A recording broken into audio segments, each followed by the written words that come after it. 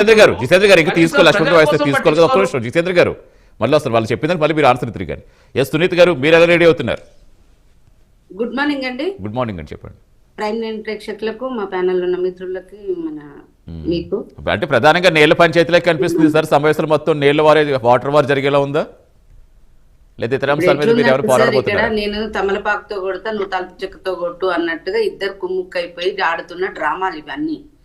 ఇద్దరికి ఇప్పుడు ఆ నీటి భాగస్వామ్యంలో, నీటి ఏదైతే తెలంగాణకు చేస్తున్న ద్రోహంలో ఇద్దరి పాత్ర ఉంది సార్. ఇప్పుడు ఎన్నో సంవత్సరాలు, దగ్గర దగ్గర 50 సంవత్సరాల పరిపాలనలో తెలంగాణకు నష్టం జరుగుతుంది, జల దోపిడీ జరుగుతుంది. జల యజ్ఞాన్ని ధనయజ్ఞంగా చేసిండ్రు. పోతిరెడ్డిపాడు పొక్క పెట్టేసి మొత్తం ఆంధ్రాకు నీళ్లు తీసుకుపోతున్నారని మనం నీరు నిధులు నియామకాల కోసం మనం పోట్లాట పెట్టుకున్నాం. ఆనాడు ఉన్న ప్రభుత్వం కూడా కాంగ్రెస్ ప్రభుత్వమే. కాంగ్రెస్ ప్రభుత్వం మీదనే మనం పోట్లాడింది కూడా. మనం తెలంగాణ, సపరేట్ తెలంగాణ కావాలని మొత్తం 1200 మంది బిడ్డల్ని బలి పెట్టి తెలంగాణ తెచ్చుకున్నాం. ఇప్పుడు ఆ సోదరులు ఏమంటారు, సోనియమ్మ ఇచ్చింది, సోనియమ్మ ఏంది, సోనియమ్మ ఇచ్చింది 12 మంది బిడ్డలు మరి దేనికి పోయినరు, మీరు ఇస్తే ఆనాడే ఇచ్చి ఉండాల్సింది కదా. ఇంకోసారి ఆ మాట అనడం కరెక్ట్ కాదని నేను అంటున్నా. సరే, అది వేరు. అయితే ఇప్పుడు ఏంటంటే ఇద్దరు ఎలా అంటే ఇప్పుడు ప్రైమ్ న్యూస్ లో ఉండాలి, హెడ్ లైన్స్ లలో ఉండాలా, అంతకు మించి ఇక్కడ ఏం లేదు. ప్రతిపక్ష నాయకుడుగా 2 సంవత్సరాల కింద ఎలక్ట్ అయిన కేసీఆర్ గారు ఈనాడు ఏ ఒక్క రోజు కూడా వచ్చి ప్రశ్నించలేదు. 2 సంవత్సరాలు అయిపోయింది, ప్రధాన ప్రతిపక్షము ఒక్క రోజు కూడా అసెంబ్లీలో కూర్చోలే, వీళ్ళ గురించి ప్రశ్నించలేదు. ఏదైతే మనకు 6 గ్యారంటీలు ఉన్నాయో దాని మీద ప్రశ్నించలేదు.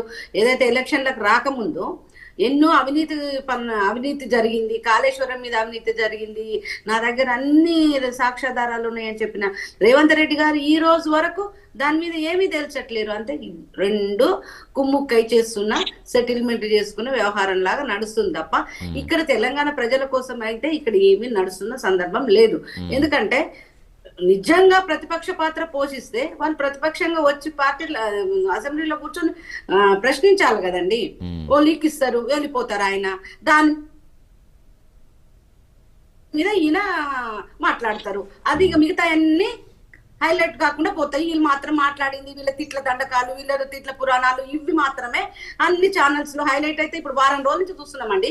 వారం రోజుల నుంచి దేని మీద డిబేట్ జరుగుతుంది? తెలంగాణ బిడ్డల కోసమా, ఉద్యోగాల కోసమా, నీరు కోసమా, నిధుల కోసమా, ఇక్కడ జరుగుతున్న ఏదైతే 6 గ్యారంటీల కోసమా, దేని మీద చర్చ జరుగుతుంది? కేసీఆర్ ఒక తిట్టాడు, ఇక్కడ రేవంత్ రెడ్డి 2 తిట్టాడు. అంటే ప్రధానంగా ఇప్పుడు ఈ పాలమూరు రంగారెడ్డి కావచ్చు, కృష్ణా గోదావరి జిల్లాలు కావచ్చు, దీని మీదే ప్రధానంగా వాళ్ళు ఒకరి మీద ఒకరు విమర్శలు చేస్తున్న ఏం చేస్తే జరుగుతోంది.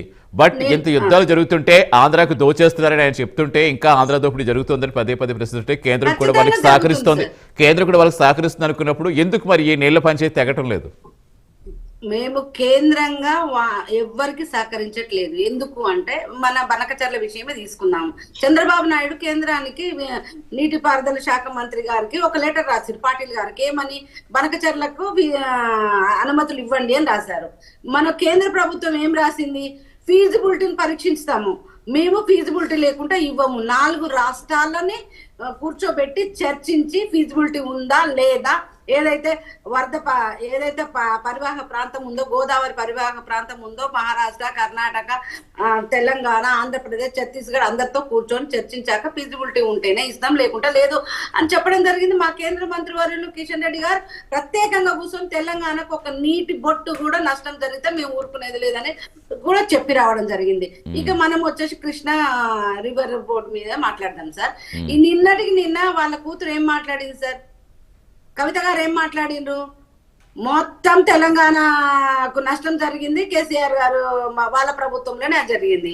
ఏమైతే 299 టీఎంసీలకు నీళ్ళు ఒప్పుకొని రావడం కానీ, అఫెక్స్ కమిటీ మీటింగ్లకు అటెండ్ కాకుండా, అక్కడ జగన్ గారు టెండర్లు పిలిచిన దాకా నోరు మూసుకొని కూర్చొని, టెండర్లు అయిపోయినాక 4 టీఎంసీల నీళ్ళ నుంచి 10 టీఎంసీల నీళ్ళకు పెంచేదాకా కూడా నోరు మూసుకొని కూర్చొని అఫెక్స్ కమిటీల మీటింగ్లుగా పోకుండా, ఇంకోటి ఏదైతే మీరు ట్రిబ్యునల్స్ లో కేసు వేసిండ్రో ఆ కేసు విత్డ్రా చేసుకోమంటే కూడా కాలయాపన చేసి విత్డ్రా చేసుకోకుండా ఇవన్నీ ఎవరు చేశారు? కేసీఆర్ గారే కదా చేసిండ్రు.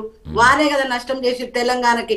నీరు కోసం పోట్లాడుతున్నా, నీరు కోసం ఈ తెలంగాణ బిడ్డలను బలిపెట్టి తెచ్చుకున్న తెలంగాణలో నీటి దోపిడీ అక్కడ జరుగుతున్నా, ఇంకా అంతకంటే ఎక్కువ జరుగుతున్నా కూడా నోరు మూసుకొని కూర్చున్నారు.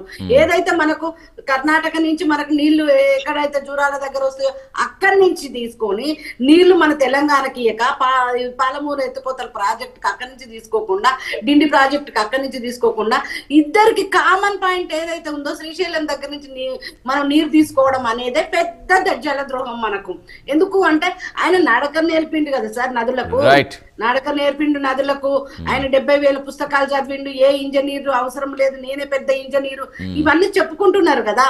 మరి నీరు ఏ విధంగా తెలంగాణకు తీసుకుంటే మన తెలంగాణ సురక్షితంగా ఉంటది, తెలంగాణ ప్రాజెక్టులకు ఉంటది. 99 టీఎంసీల నీరు తీసుకున్నా అది ఇప్పటి వరకు వాడింది ఓన్లీ 276 టీఎంసీల వరకే వాడింది సార్. ఏ ప్రాజెక్ట్ కంప్లీట్ చేసింది సార్? అన్ని ప్రాజెక్టులు ఇన్కంప్లీట్ అయినాయి. సునీత్ గారు ఒక్క నిమిషం వస్తారు, ఒక్క నిమిషం లక్ష్మణ్ వాయిస్ కూడా తీసుకున్నాక మళ్ళీ అప్పుడు వస్తారు మళ్ళీ పార్టీ దగ్గరికి. ప్రాజెక్టులు మనకు చాలా ఉన్నాయి సార్. నల్గొండ జిల్లాలో నాగార్జున సాగర్ ప్రసంగాలు ప్రాజెక్టు కంప్లీట్ వాస్తవాలను మాట్లాడితే బాగుంటది. ఎందుకంటే పాలమూరు రంగారెడ్డి ప్రాజెక్ట్ అనేది నిన్న మన తెలంగాణ వచ్చిన తర్వాత బియ్యం చేసుకున్నటువంటి ప్రాజెక్ట్. ఒక్క నిమిషం లక్ష్మణ్ గారు వాయిస్ తీసుకుని వస్తే లక్ష్మీనారాయణ గారు ఒక్క నిమిషం ఉప లక్ష్మణ్ గారు వాయిస్ తీసుకుని వస్తారు మళ్ళీ. సునీత్ గారు ఒక్క నిమిషం సార్ ఇంకా తీసుకోలేదు. ఎస్ లక్ష్మణ్ గారు నమస్తే. లక్ష్మణ్ గారు, సో మీకేమనిపిస్తోంది ప్రధానంగా ఇప్పుడు జరుగుతున్న పరిస్థితులు చూస్తుంటే తెలంగాణలో గత కొన్ని రోజులుగా చాలా హాట్ గానే సాగుతున్నాయి. అంటే